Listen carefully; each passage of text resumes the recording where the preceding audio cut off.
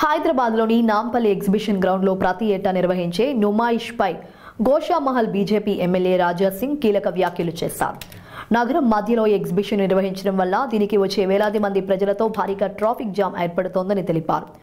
గంటల తరబడి వాహనాల రాకపోకలకు ఇబ్బంది కలుగుతోందని తెలిపారు. గతంలోని నుమాయిష్లో అగ్ని ప్రమాదాలు జరిగిన సంఘటనలు కూడా రాజ్ సింగ్ గుర్తు చేశారు. ఇరుకు ప్రదేశం కావడం వల్ల ఇలాంటి ప్రమాదాలు జరిగినప్పుడు నష్టం ఎక్కువగా జరిగే అవకాశం ఉందని అన్నారు. అందుకే నుమాయిష్ను నగరం అవతలకు మార్చాలని డిమాండ్ చేశారు. హైదరాబాద్ సిటీ బయట 100 నుండి 200 ఎకరాల్లో ఈ నుమాయిష్ను నిర్వహించాలని సీఎం రేవంత్ రెడ్డిని విజ్ఞప్తి చేశారు. నుమాయిష్కు వచ్చే వారి నుంచి పార్కింగ్ పేరుతో అడ్డగోలుగా దోచుకుంటున్నారని రాజా సింగ్ అన్నారు. కారు పార్కింగ్ కు 150 రూపాయలు వసూలు చేయడం సబబేనా అని ప్రశ్నించారు. నుమాయిష్ పార్కింగ్ లాట్ కేటాయింపుల్లోనూ పెద్ద కుంభకోణం ఉందని రాజా సింగ్ ఆరోపించారు.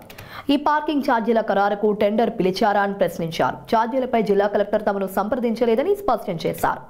నుమాయిష్ ఎగ్జిబిషన్ కోసం వచ్చేవారి కోసం నిర్వాహకులే ఉచితంగా పార్కింగ్ సదుపాయం కల్పించేలా చర్యలు తీసుకోవాలని కోరారు. అయినా ప్రభుత్వ స్థలంలో పార్కింగ్ ఫీజులు వసూలేంటని ప్రశ్నించారు. ప్రభుత్వ స్థలంలో ఫ్రీ పార్కింగ్ కల్పించాలని కోరారు. ఈ జనవరి నుంచి ఎగ్జిబిషన్ ప్రారంభమైంది. అది నా నియోజకవర్గంలోనే ఉంది. ఎగ్జిబిషన్ ఎన్నో సంవత్సరాల నుంచి ఎగ్జిబిషన్ అయితే జరుగుతుంది. కానీ ఒకప్పుడు ఎగ్జిబిషన్ ప్రారంభమయ్యే సమయంలో చాలా తక్కువ జనాభా ఉండే, కానీ ఇవాళ జనాభా పెరిగింది.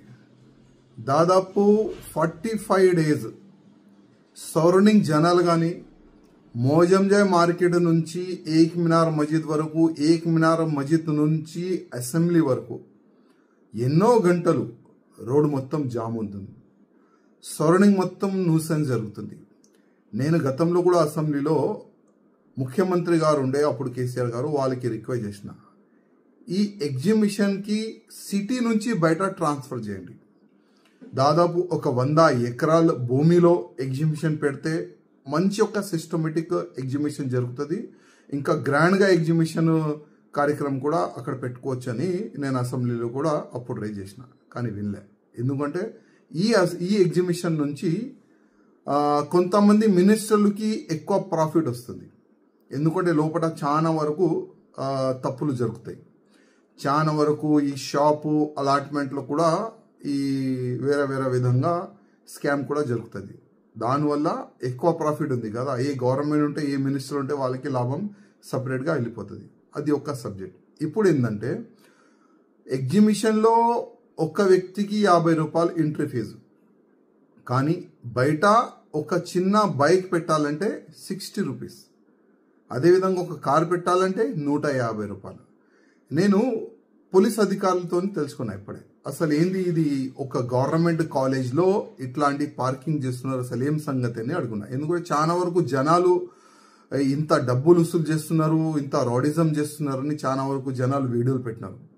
అదే నేను కోట్ చేసుకుంటా, అసలు అవసరమా గవర్నమెంట్ కాలేజ్, గవర్నమెంట్ ప్లేస్లో ఫ్రీ పార్కింగ్ చేయండి. జనాలు మన తెలంగాణ జనాలే కదా, బయట జనాలు అయితే లేదు కదా. కానీ ఎగ్జిబిషన్కి ఫ్యామిలీ సహా వచ్చే వాళ్ళకి ఒక కార్ పార్కింగ్ పెట్టాలంటే 150 రూపాయలు ఇవ్వాలి, ఒక బైక్ పెట్టాలంటే 60 రూపీస్ పెట్టాలి. అసలు ఇది టెండర్ అయిందా? ఒకవేళ టెండర్ జరిగితే అసలు మాకు నాలెడ్జ్ పెట్టారా, మాకు నాలెడ్జ్లో పెట్టారా? అసలు ఈ విధంగా మేము టెండర్ పెడుతున్నాము, ఈ విధంగా రెంట్ వసూలు చేయాలనుకుంటున్నామని ఒకవేళ మాతోని కలెక్టర్ గారు చర్చ చేస్తే మేము అడ్వైజ్ ఇచ్చేది. జనాలు వస్తున్నారు, ఆల్రెడీ ఎంట్రీ ఫీజు 50 రూపాయలు ఇస్తున్నారు, వాళ్ళకి కార్ ఫ్రీ పార్కింగ్కి మనం వ్యవస్థ చేసే బాధ్యత మనది.